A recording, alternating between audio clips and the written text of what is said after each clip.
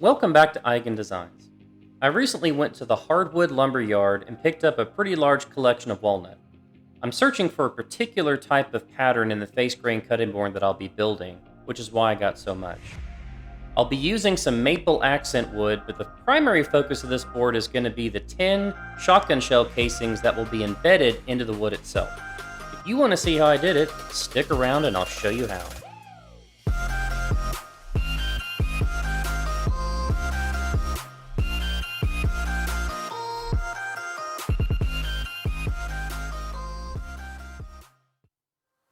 I normally begin my videos with the wood that I already have in my garage, but I thought I would show some footage of a hardwood lumber yard because they're quite unique and very different from a big box lumber yard. Right there is the pallet that I actually picked all my wood from. While I was there, I picked up about 110 board foot of 8-quarter black walnut. Specifically, I picked out boards that had really nice figuring of the grain structure so that I could use it in the face grain carving station for this upcoming project. Once I had picked out my boards that I was going to take home, I had the lumber yard S3S the boards, which means they surface the boards on 3 different sides from a rough cut piece of lumber. I laid out all the boards in good lighting so I could see the exact grain structure that I was going to be using for the centerpiece, and then I picked out a piece with nice long flat sapwood for the edges. Once I had all my pieces picked out, I took it over to the miter saw and began cutting up the pieces that I was then going to machine down using a joiner and a planer to get everything fit really nicely. Whenever you get something that's S3S from the lumber yard, you end up having to rip the one rough edge that's still on that piece of wood. So you see me doing that here. I also have an inventory of both walnut and maple strips that I commonly use for accent woods. It's easier to batch these out, so you see me here just picking up a couple of pieces of maple that I'm going to be using in this project. So I know that they're already jointed and planed and ready to go. With the center pieces selected, I turn my attention to the outer pieces that are going to go on the top and bottom of that center wood collection. I start off by ripping the rough edge on the sapwood piece, and I cut them to width so that the overall height of the cutting board is around 16 inches. You see me here saving the sapwood piece that's on the edge because I want to have that as a design feature to border the top and bottom of the cutting board. Now you'll hear me use cutting board and carving station interchangeably throughout this video. Given the size of this particular board, I really think it's more of a carving station as it's designed to handle bigger pieces of meat like turkeys and brisket as opposed to a day-to-day cutting board that you might chop vegetables on. With all the pieces cut, I make one check to make sure that the table and the fence are completely square, and then I begin to joint the pieces of wood that are going to get glued up for the cutting board. By running each of the pieces of wood over the joiner, you ensure that each piece of wood has a nice flat edge to mate up against, which will remove any gaps in the seams when you go to glue up the final pieces together.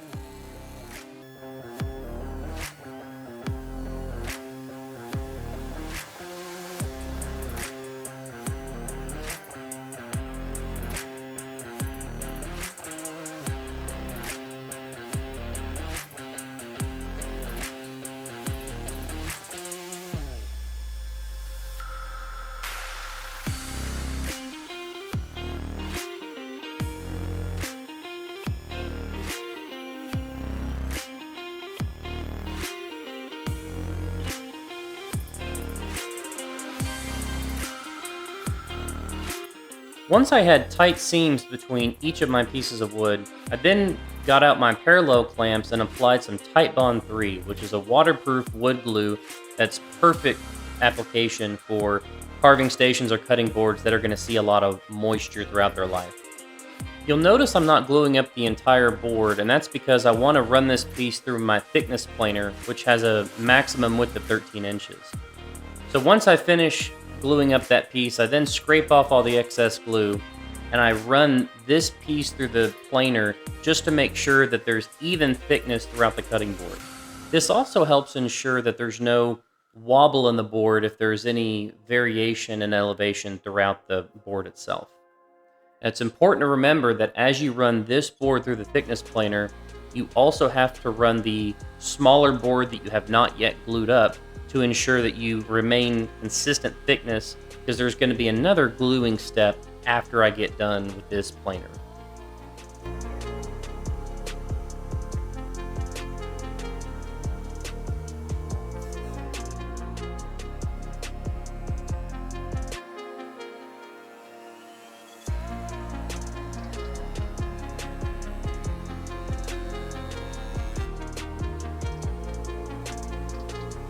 With the planing of both pieces complete, I go back to the parallel clamps one more time for the final glue up. Once the glue up was complete, I then took the board over to my crosscut sled and put a nice 90-degree edge on one side of the cutting board.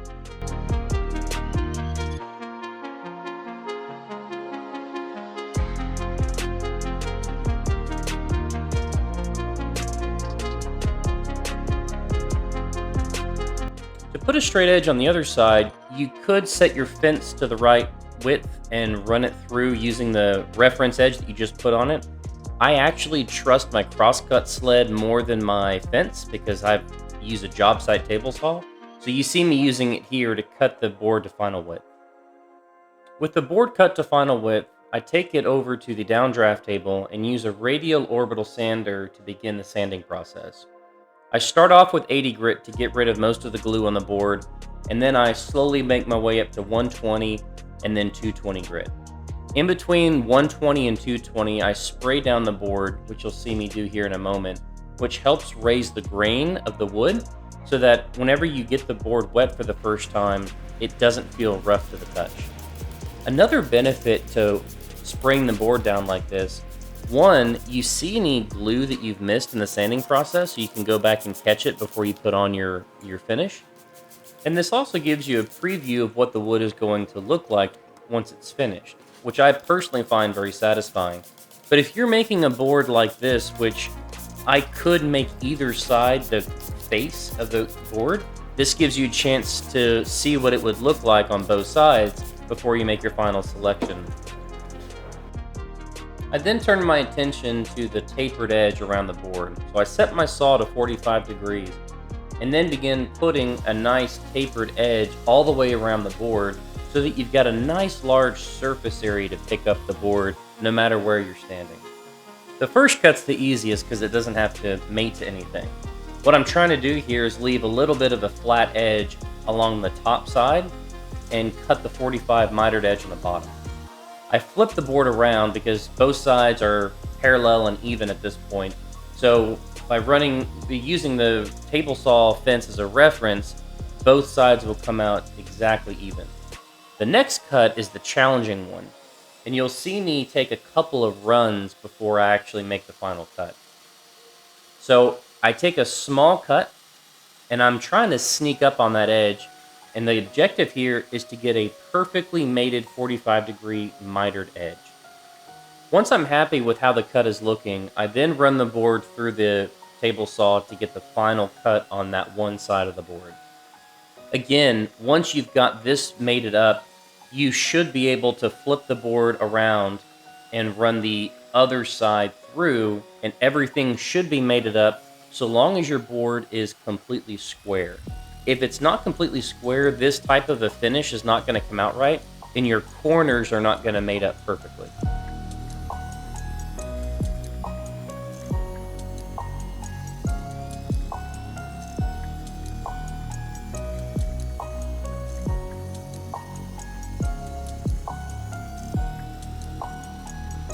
Here's a good picture of what it looks like whenever all those edges come out perfect. It looks really nice, really sharp. It's a quite attractive finish for such a large board. Now, because you ran that edge through the table saw, you're going to have a lot of saw marks. You might even have some burn marks. So there's another sanding step in between. So I come through with an 80 grit one more time, and then a 120, and then a 220. The first couple of times I tried to use this type of a handle system on a cutting board, I actually sanded by hand, because if you're not proficient with a radial orbital sander, you can easily round over the edges that you've just created. And whenever you round over, you kind of lose that sharpness to the look. So if it's your first time doing it, consider using a hand sander just to make sure that you can operate it very proficiently. It'll take a lot longer, but you see me here using the radial orbital sander because I've done this enough now to where I feel confident that I can sand out all the saw marks without rounding over either the bottom or the side edge, which gives it that look. With the cutting board more or less done, now it's time to turn our attention to the shotgun shells that are going to be embedded within the cutting board itself.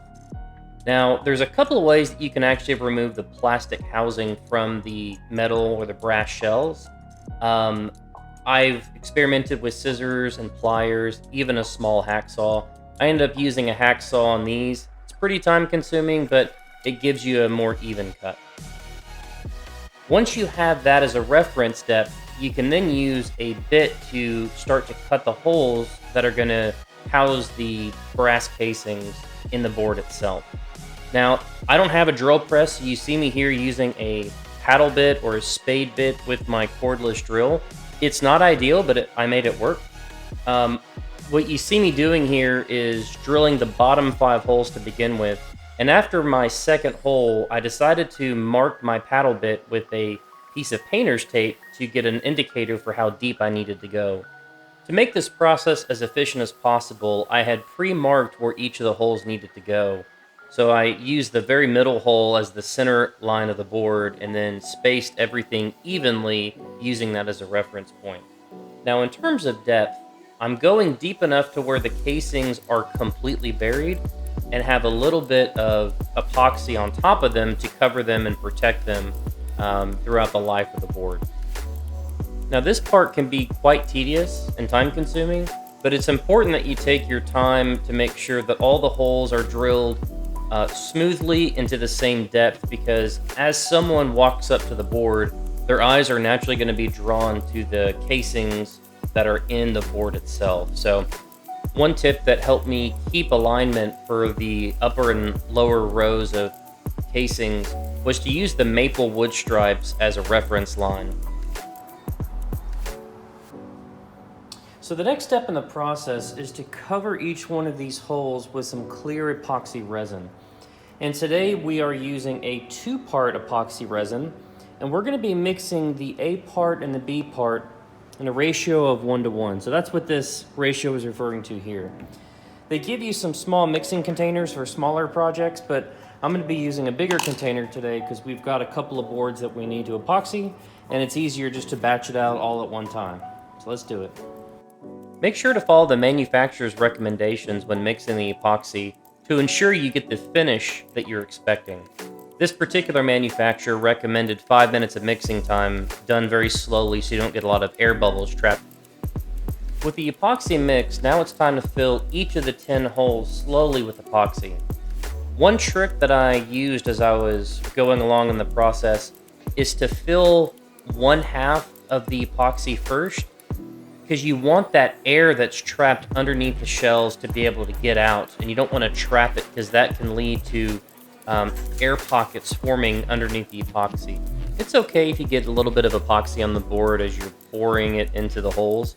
There's another sanding step that happens after this, so it's okay. I just try to get the big globs of epoxy off the board so that I don't have to spend excess time sanding in the next step.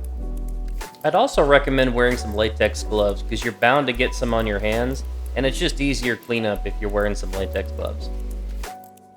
To help create a crystal clear finish in the epoxy, the next step is to take a flame torch or a lighter and gently brush a flame over the top of the epoxy.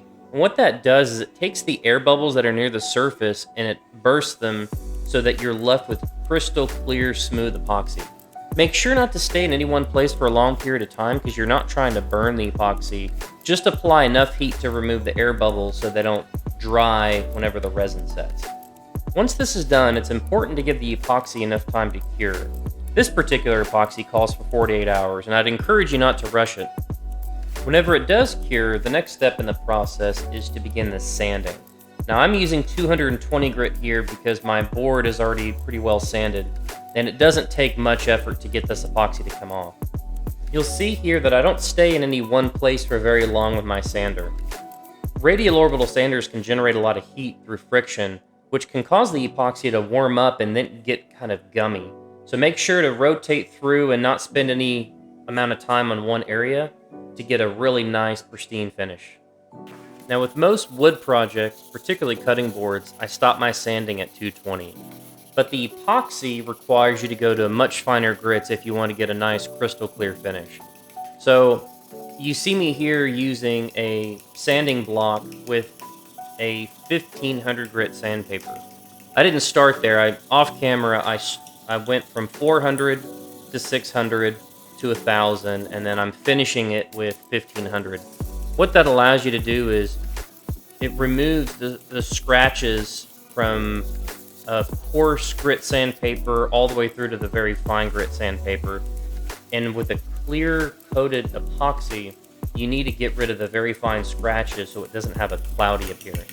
If I were to have stopped sanding at 220, the epoxy resin would have had a cloudy look to it, which detracts from the beauty of the shotgun casings that are embedded within the board. A nice feature I add to all of my cutting boards is to put some rubber feet on the bottom. I didn't used to do this, but from a practical standpoint, they're really functional because they stop the board from sliding around if you do any significant carving. So I decided to start adding those as standard feature on my boards. I also pre-drill the holes before screwing in the feet because it can prevent the wood from splitting. The last thing you want to do is to get this far along in a project and have the wood split on you. So make sure to pre-drill your holes and avoid a catastrophe given that you're so close to the finish line on a project like this. The final step in this build is to finish the board with a food-grade mineral oil. This not only protects the board from day-to-day use, but it also brings out the richness of the walnut that we've used in this particular board. Enjoy.